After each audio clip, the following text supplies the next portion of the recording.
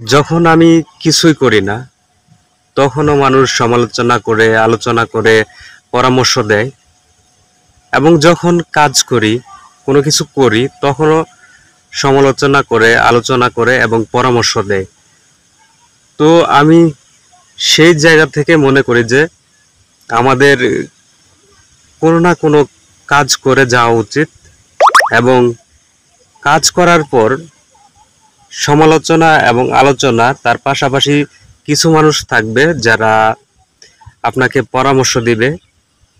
আমিও এরকম মানুষ পাই যারা আমাকে সমালোচনা করেন, তার পাশাপাশি কিছু মানুষ আছে যারা ভালো মানুষ, তারা পরামর্শ দেন যে এভাবে কাজ করেন, এভাবে এটা করেন, এদিকে পরিবর্তন নিয়ে আসেন, তাহলে ভালো কিছু করতে পারবেন।